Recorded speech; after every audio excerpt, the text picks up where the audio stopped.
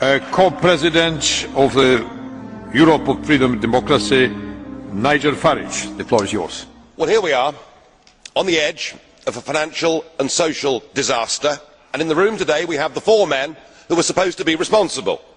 And yet we've listened to the dullest, most technocratic speeches I've ever heard. You are all in denial. By any objective measure, the euro is a failure.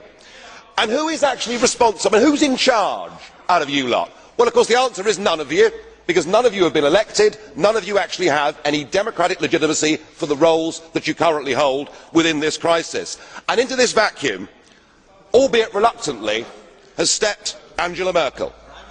And we are now living in a German-dominated Europe. Something that the European project was actually supposed to stop. Something that those that went before us actually paid a heavy price in blood to prevent. I don't want to live in a German-dominated Europe, and nor do the citizens of Europe. But you guys have played a role, because when Mr Papandreou got up and used the word referendum, or Mr Rehn, you described it as a breach of confidence, and your friends here got together like a pack of hyenas, rounded on Papandreou, had him removed and replaced by a puppet government. What an absolutely disgusting spectacle that was. And not satisfied with that, you decided that Berlusconi had to go.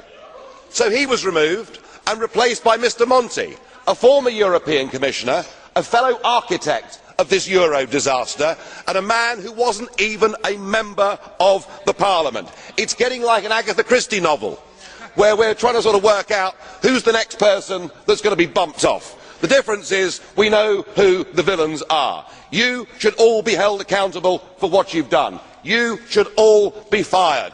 And I have to say, Mr Van Rompuy, 18 months ago when we first met, I was wrong about you. I said you'd be the quiet assassin of nation-state democracy, but you're not anymore. You're rather noisy about it, aren't you? You, an unelected man, went to Italy and said this is not the time for elections, but the time for actions. What in God's name gives you the right to say that to the Italian people? Thank you. Then